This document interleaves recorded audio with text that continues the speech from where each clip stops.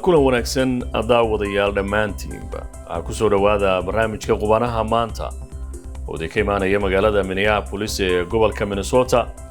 qodobada aad ku daawan doontaanna waxaa ka mid ah 6 gobol oo Mareykanka ku yaala oo ay ka socoto howlgallo lagu baadi goobayo dad nool kadib markii dabaylo xooggan oo goboladaasi ka dhacay ay sababeen dhimashada ku dhawaad 8 qof. madaxweynaha dalka Turkiga Recep Tayyip Erdogan ayaa maanta waxaad ku tilmaamay baraha bulshadu ku wada xiriirto mid ka mid ah qataraha ugu weyn ee dimuqraadiyadda. qodobadaas iyo kuwa kale ayaad ku daawan doontaan barnaamijkeena qubanaha maanta.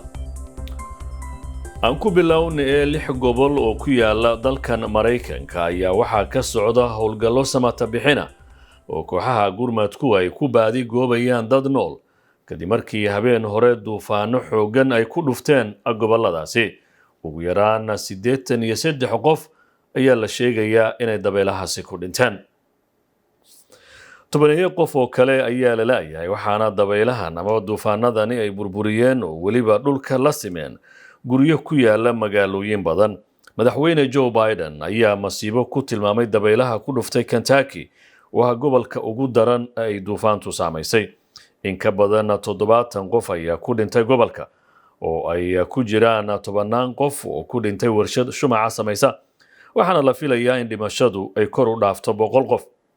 gudoomiyaha gobolka Kentucky Andy Beshear ayaa sheegay in 40 shaqaale ah laga soo badbaadiyay warshada shumaca oo ku taala galbeedka gobolka Kentucky halkaasi oo ilaa iyo 110 qof ay ka shaqaynayeen markii duufaan xoog leh ay ku dhufatay goor dambe oo Jimcihii ah.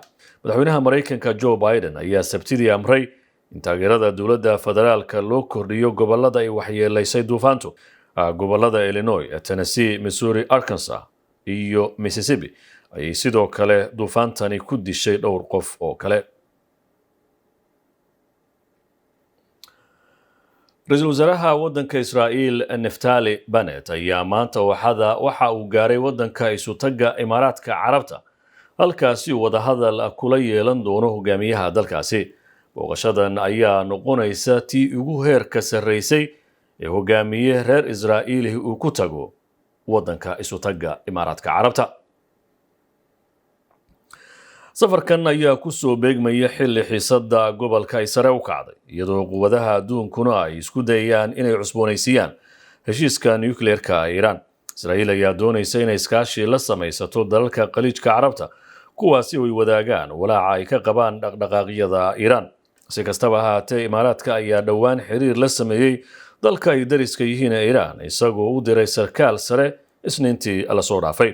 sida uu sheegay xafiiska Ra'iisul Wasaare Bennett waxa uu la kulmi doonaa dhaxal sugaha Abu Dhabi Sheikh Mohammed bin Zayed Al Nahyan Isniinta Abrita. madaxweynaha Turkiga Recep Tayyip Erdogan ayaa maanta waxa uu baraha bulshadu ku wada xiriirto ku tilmaamay mid ka mid ah qataraha ugu weyn ee dimuqraadiyadda. dowladda Erdogan ayaa qorsheynaysa inay samayso sharciyo dambi ka dhigaya faafinta wararka been abuurka internetka laakiin dadka dhaleeceeya ayaa sheegaya in isbedelada la soo jeediyay ay sii adkaynayaan xanibaadaha xorriyadda hadalka. warbaahinta bulshada oo markii hore lagu tilmaamay in ay tahay astaanta xorriyadda waxay isu bedeshay mid ka mid ah ilaha ugu muhiimsan ee qatarta ku ah dimuqraadiyadda maanta ayuu Erdogan ku yiri fariin muuqaal ah oo u diray shir isgaarsiineed oo ay dowladdu soo abaabushay oo ka dhacay magaalada Istanbul. wuxuu intaasi ku daray waxaan isku dayaynaa inaan dadkeena gaar ahaan qaybaha bulshada nugul ka ilaalino wararka been abuurka inagoo aan ku xadgudbin xaqa ay muwaadiniinteenu u leeyihiin inay helaan xog sugan oo dhexdhexaada. Turkiga ayaa sanadkii hore meel mariyay sharci dhigaya in aaladaha baraha bulshada ay ku xiran yihiin in ka badan 1 milyan oo qof ay lahaadaan wakiil sharci iyo meel lagu hayo xogta oo dalka gudihiisa. shirkadaha waaweyn ee baraha bulshada oo ay ku jiraan Facebook, YouTube iyo Twitter ayaa xafiisyo ka furtay waddanka Turkiga. sharciga cusub ayaa dhigaya faafinta wararka been abuurka inay dambi yihiin isla markaasina lagu mudan karo ciqaab dhan ilaa iyo 5 sano oo xariga sida ay sheegtay warbaahinta taageerta dowladdu. ugu dambeyntiina koonfur afrika ayaa maamuus rasmi ah u samaysay xaddan maanta madaxweynihii geeriyooday FW de Klerk oo ah madaxweynihii ugu dambeeyay ee nidaamka caddaanka kaasi uu xabsiga ka sii daayay Nelson Mandela isla markaasina dalka koonfur afrika ka saaray nidaamkii midab kala sooca oo u bedelay mid dimuqraadi ah. FW de Klerk ayaa geeriyooday bishii November 11 isagoo in muddo la daaladhacayay xanuunka kansarka waxaana da'diisu ay ahayd 85 sano. dowladda ayaa sheegtay in 4 cisho oo maamuus qaran ah loo sameynayo FW de Klerk. waxa uu koonfur afrika madaxweyne ka ahaa intii u dhaxaysay sanadkii 1989 ilaa iyo sanadkii 1994 waxaana aad loogu xusuustaa xilligii kala guurka dalkaas ee maamulka caddaankii laga tirada badnaa iyo doorashadii dadka kala midabka ah ee dalkaasi ka dhacday sanadkii 1994. madaxweynaha dalkaasi Cyril Ramaphosa ayaa ka qayb galay tacsida loo sameeyay de Klerk oo lagu qabtay kaniisadda Protestantka ee magaalada Cape Town. haddana haddii aan jaleeco wararkii ugu dambeeyay dhinaca ciyaaraha kulan xiiso badan oo ka tirsan horyaalka waddanka Spain ayaa goor dhaweyd soo gabagaboobay waxaana kooxda kubadda cagta ee Villarreal ay 2 gool iyo waxba kaga adkaatay kooxda Rayo Vallecano. kooxda Rayo Vallecano ayaa waxa iska lumisay fursad ay kaalinta afraad ee horyaalka dalkaasi ku soo celisan lahayd.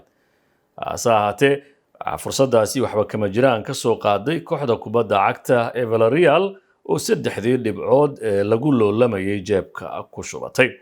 dhinaca waddanka Talyaanigana ciyaaryahan Zlatan Ibrahimovic ayaa kooxdiisa kubadda cagta AC Milan habeenkii xalay ahaa guuldarro ku dhici lahayd ka badbaadiyay oo ciyaar ay la yeesheen kooxda Udinese 90 daqiiqo markii la dhaafay daqiiqadihii dheeriga ahaa gool barbaraha u keenay kooxda kubadda cagta AC Milan. taasi oo siinaysa AC Milan fursad kale oo hoggaanka horyaalkaasi ku hogaamiso inta kooxaha Napoli iyo Inter Milan kulamadooda caawa ay ka ciyaarayaan. haddii ay markaa kulamada kooxaha subadiyaana ay hoggaanka kala wareegi doonaan. weliba Inter Milan ayaa iyadu hoggaanka si rasmi ah u qaban doonta.